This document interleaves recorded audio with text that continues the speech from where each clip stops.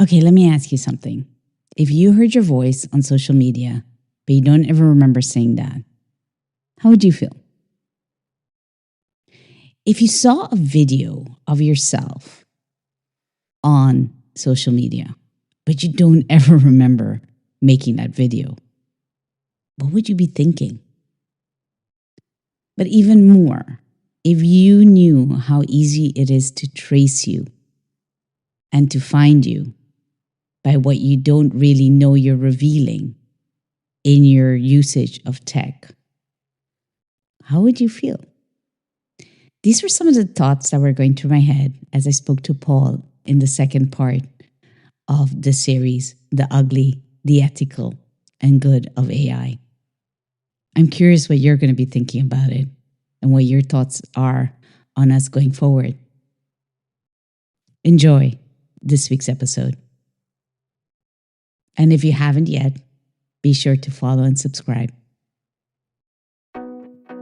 Here is the ethical side of AI. Gives us a clue as to how we might use AI. So we could have AI as a partner to help us filter this information. So if you think of your inbox, how much of it is junk? About 80%. Okay. So there you've got the perfect use case for an AI agent. So you could call it the Curti pal, so your friend, and it would literally manage your emails and just remove all the junk. Yeah.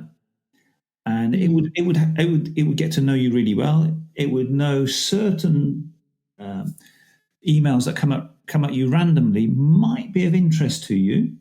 So put those to one side, maybe for read later. So email tends to destroy our productivity because it needs that constant attention. Yeah. So that's a really good way of using technology to improve your productivity. And it can also remember. You can say, didn't Paul send me an email 3 weeks ago? Bang!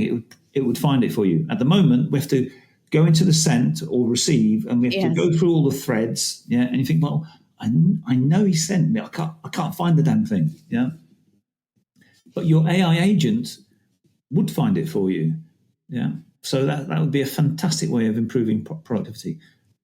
When you're talking about Apple Intelligence is coming out now, that's probably going to do what you're saying about going into my mailbox and clearing it out. So it's going to be productivity wise. But then how much of it is taking up my privacy and my data of picking up my information? Yeah, so that you're straight into a massive area of ethics, which is around data privacy. So you are leaking information all the time. So is your mobile phone on? Yes. Yeah. So your telephone provider knows exactly where you are. They know you're in your house. To what geographical distance? I don't know. How accurate it is to the meter, I don't know. But if someone died in your building, then the police could find out who's in the building. So Curti was in the building. So you'd be a suspect to be ruled in or out. So instead of chasing someone who's not in the building, they instantly know. So without you knowing, you could be on a police watch list because that data is available. They may not need it right now, but they could certainly ask the telephone provider and find you. Yeah. Similarly, we're using this Wave Video Live piece of software. They know your usage. They know when you logged in. They know all the people that you've reached out to, so they can build up a profile around you. That data they can aggregate. They can do some prediction on it. They could sell it to other people. Yeah. Do you have a smartwatch? Anything like that? Yep. Yeah. And it does all of that. What you're saying, it tracks you. It knows every single thing about you. Yeah. So you're basically a data stream right now. Well, coming to that, this is for me ethical and ugly. All right. Yesterday I was checking out on some of the stuff about deepfakes, or what is it that would be concerning around AI. And one of the things, I have to pull up this video. I was on LinkedIn and there was this person with the Meta glasses, and they were able to take the person's face that they met and give them all the information about them. And to me, that was scary on just so many layers that I thought, should that be okay that somebody's walking around with these glasses and can take all this information? And the second thing is, I remember when I was traveling and if I did photography, you always had to be careful that these people didn't ask to be in the photograph. But with these glasses, no, but you wouldn't even know that they're taking photos of you. So how concerned should we all be with that in this moment? Yeah, well, there's an author, Yuval Harari. He's come out with a new book. Nexus, yeah. And he talks about this, yeah. So he talks about the history. I'm a futurist, right? So what does that mean? So it's having a view on the future, okay. Understanding where trends are heading. So things like universal basic income. Are the robots going to take over? We're going to lose our jobs. So we're interested in those sorts of things. Okay. But quite a few futurists are actually historians. And that is what Yuval is. He's a historian. So he goes back in time. Okay. And he looks how things progress through time and then goes into the future. So that's a very long way of me saying he's looked at where networks are going. He's looked at how we're using data.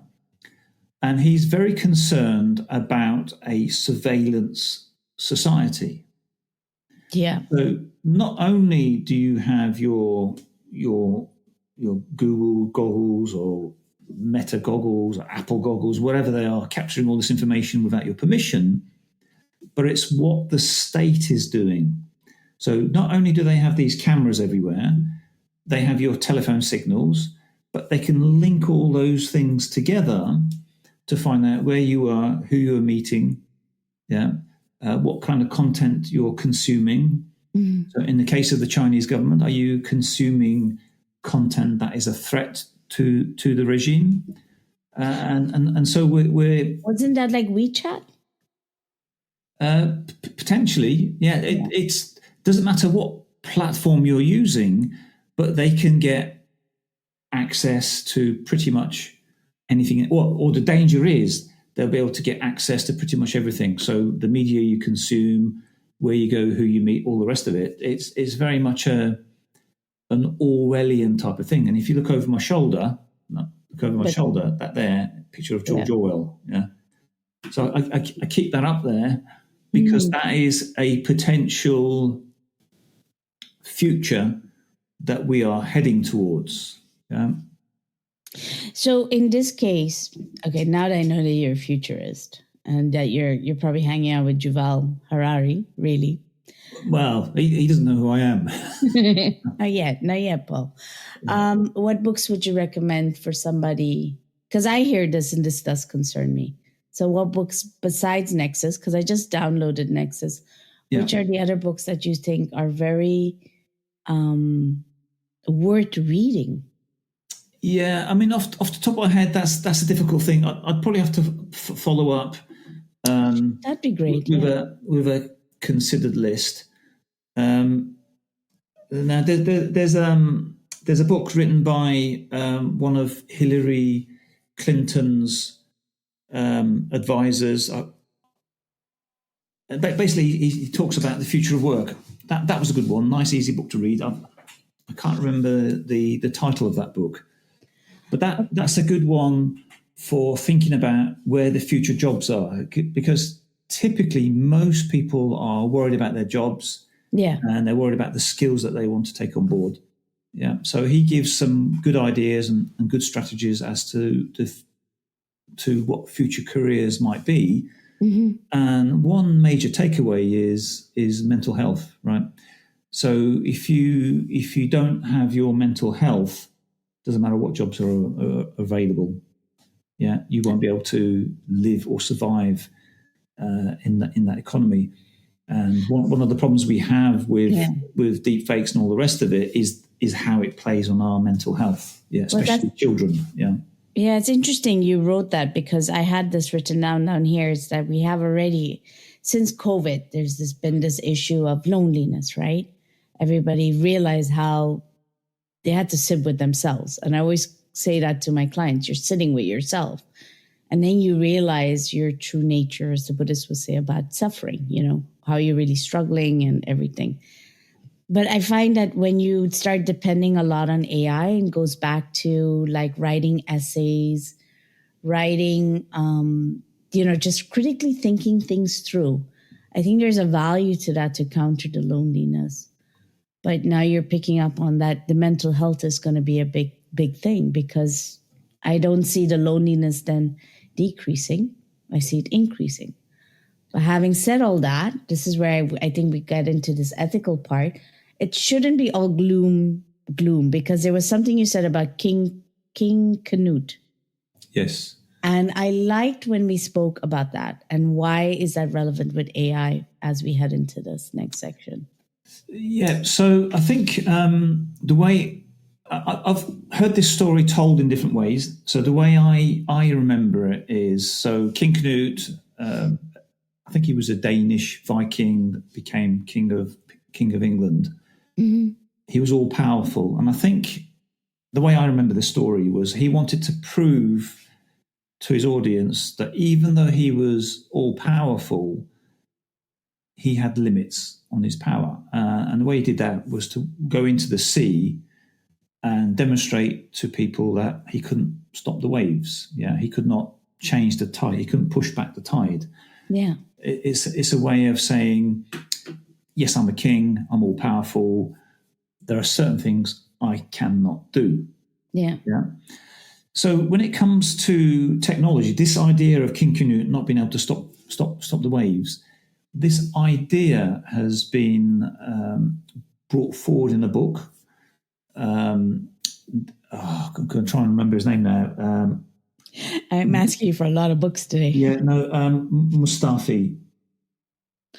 Oh, it's Mustafa Suleyman. There we go, Mustafa Suleyman. Do you have the book title? The Coming Wave. There we go. Yes. So Mustafa Suleimani, he worked at Google DeepMind. Yeah. He's got a background that's really interesting in biology, AI, and technology. He's now at Microsoft, with what I understand is all the available resources that he could ever want. And he talks about, again, it's a Yuval Harari thing, go back in time, look at history. Yeah. So we've had a number of technological waves, so fire, farming, printed press. These are all waves. So if you think of AI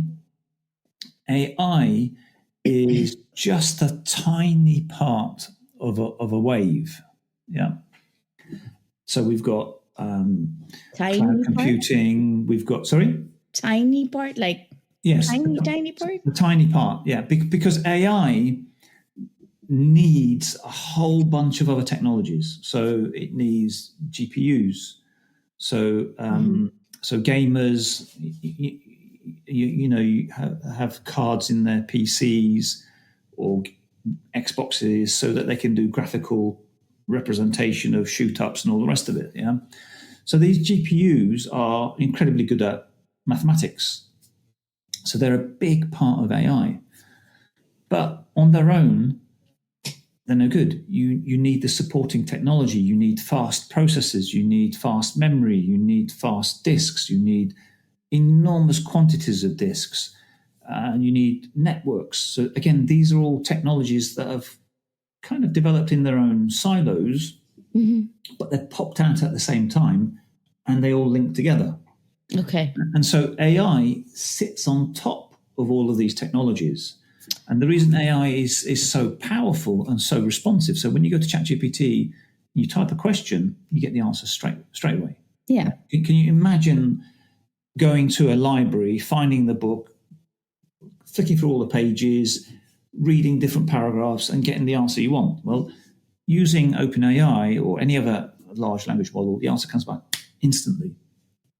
And that is phenomenal technology. It's fiber optics working at the speed of light. So all of these things have come together.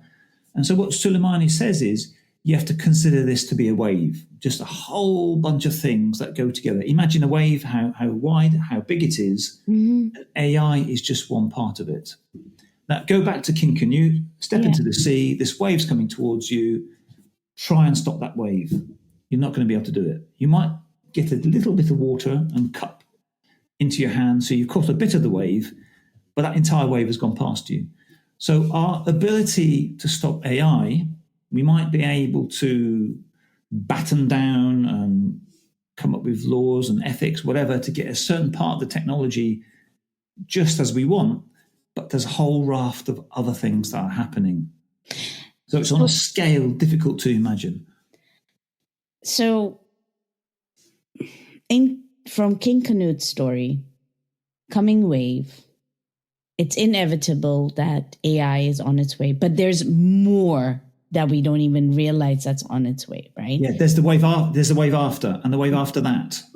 But with a wave, I always think that's inevitable. Yes. So all of this coming towards us is there already.